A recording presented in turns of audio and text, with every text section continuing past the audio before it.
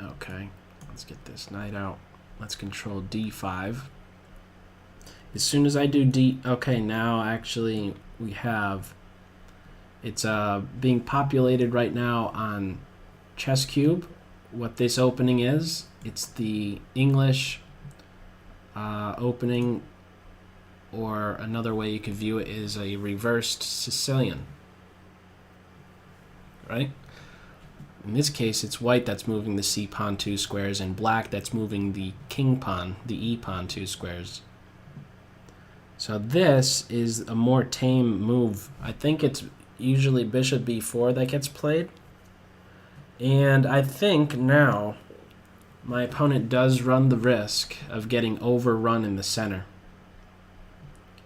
with first this e3 advance and eventually d4. And once I establish a pawn on d4, what do you do next once you have that pawn on d4? In fact, you could consider it a duo at that point, c4, d4 duo. What do you do with it next? How do you put that space advantage to good use? Maybe d5, right? Inconvenience that queen knight. Now, my question to myself here is, do I play d4 or do I play knight e2 first?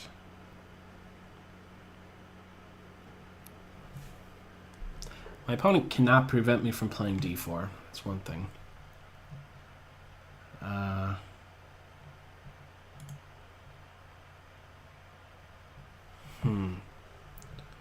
Knight e2 or just d4 right away? Does it really matter? Do I want my knight on f3 instead of e2? I don't think so. I'm not gonna commit my pawn just yet. It cannot be prevented. I don't see a rush with doing it. So I'm not gonna do it just yet. Maybe there's a reason with a reason for playing something like d3 instead.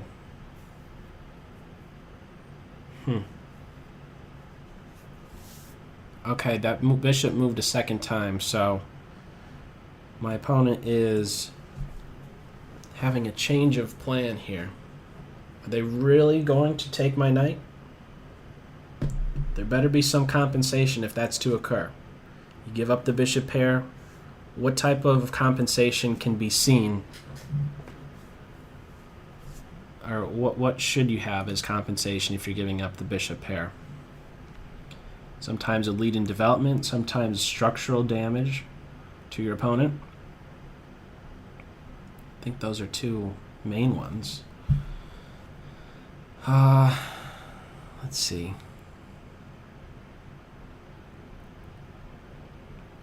Knight here, d4. Maybe I should throw a question at that bishop. Let's see what it wants to do. Or maybe just first d3 to stop this advance. Yeah, I'm going to do that. I'm going to baby step this. I don't want e4 to be played, and I don't want this pawn to be locking down on these f3 and d3 squares. Allowing this pawn to play here successfully implies that this knight could then make use of e5. Let's see what the bishop's going to do. Is he going to run back to f8? If he does, I'll just follow up, I think, with b4 and bishop b2. I may even want to play h3. Okay, now bishop pair, and I'm not seeing what the compensation is for giving up that bishop pair. So now my attention turns to this guy. What can he do that will be influential? I think getting it on this main diagonal is best. So that's why I'm playing b4, and maybe down the line there's some thoughts of b5. Is it worthwhile to just play h3 right here? I'm going to try it. Maybe there's g4 later on, maybe even f4. I'm kind of having some flashbacks to a game that I played recently that I posted to YouTube, where I had a pawn chain right here and the light square bishop got crunched. I ended up not winning, but it was a good position at one point. And now maybe I'm regretting doing h3. Maybe I should have expanded in the center when I had the chance. Now this is ready to be played. Maybe I'm okay with it, though. Let's go here. Is the queen going to play there? King h2 to defend. If this advance comes, then I could... Okay, let's do it. I think I want to be a pain somehow. How can I be a pain? Let me do this. Avoid the knight exchange. Right here is a wonderful square. This c5 square corresponds to what? The c4 square. Again, keep in mind this is the English opening, or again reverse Sicilian. So on the white side against an open Sicilian, you really have to be cautious of a black knight getting to c4. Well, if this is a reverse Sicilian, it's now c5 that black would then be needing to watch out for, and that's what I'm ready to do. This knight right here pouncing on that c5 square is just devastating. If b6 cannot be played successfully, I think now this is just this is very difficult now for black. This knight getting to that square, he's just doing so much. This I know how difficult it is to deal with a knight on c5 because I've had to struggle myself in positions like these and allow a knight. I had to actually feel how it was to have a knight just sit on that square. Okay, so he's gone. He's off the board, but notice this light square diagonal. Very weak. Very, very weak right here. And I think there's got to be some win right here. Just pile up on this knight. Queen b3, hit this knight a second time. I think that does the trick, maybe. Queen here is unprotected. There's no tricky knight moves or anything, are there? Not really seeing it if there are. So queen b3, rook c1. Just double up on the c file is my plan right here. My bishops are working well from afar. Let's do this. Am I missing anything? I should probably go quicker. 1 minute warning.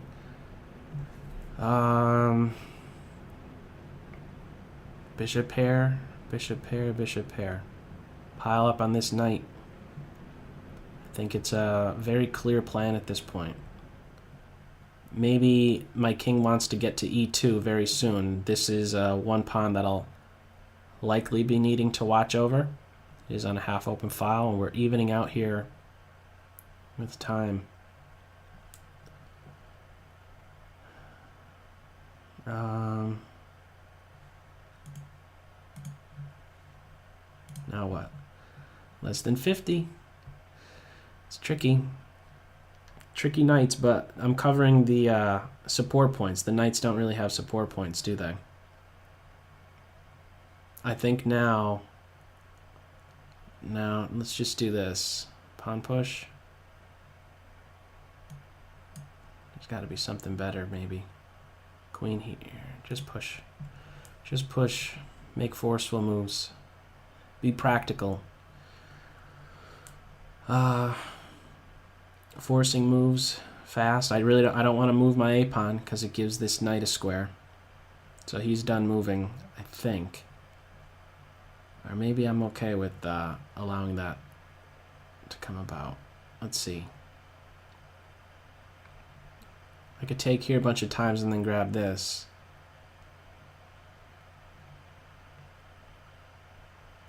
Let's just double. Double those rooks. Double on the c file. Maybe I will still play this a4 move. No time though. 15 seconds. 12. Piling up. If this advance comes, this bishop can see more of the position.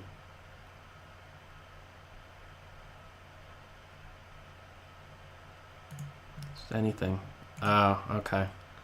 They're in blitz mode. Super fast blitz mode here. Bullet mode. Now the knight is falling. Let's just do it with this. The queens come off the board in this line. No time. Okay. Alright. Good game. Let's go back. clearly in the opening there's going to be an improvement, and I use the word clearly because of this bishop moving twice. E7, B4. Initially to B4 I think is going to be the move in this position, so that I can't get my knight here in time to defend this. I think there's a line that runs in this case, instead of bishop e7, bishop b4, and if I do e3 to capture the knight before I get my knight to e2 to have them connected. So look into bishop b4 instead of e7. Another line to think about is getting in this d5 advance. So if you really want to get d5 in, then what should you be doing? You should be developing your king knight first. Make moves that are going to facilitate this advance. Knight f6, g3 is getting ready to play bishop g2 and just prevent d5 altogether, so it becomes very timely. So knight f6, if g3, then get in d5, takes, and after bishop g2, I believe the move is to just retreat. Meet the threat on d5, and that retreat move allows the queen to watch out for this d4 advance. Just like in the, what am I saying? Just like on the black side in an open Sicilian, the d5 move is a liberating move. Since this is a reverse Sicilian, the corresponding square d4 is going to be a liberating move. So be aware of this potential strike. That's why with this line, knight f6, g3, d5 captures. After bishop g2, there is that knight retreat, so that the queen from that line that I was just running with is then watching out for that d4 square. Okay, good game. Well, is there anything more? That's the main thing, because there's no compensation right now for giving up that bishop. Maybe better is to run away, but this is still very good for white. Big space advantage. Your knights don't really have good homes to be going with. They're developed classically, but they're kind of frozen. And you don't have a pawn break that's really going to be helpful to the rest of your pieces. So this is trouble, I think, no matter how you slice it. If you go back to f8, you have b4, maybe b5. Things are much more smooth for the white side. Okay.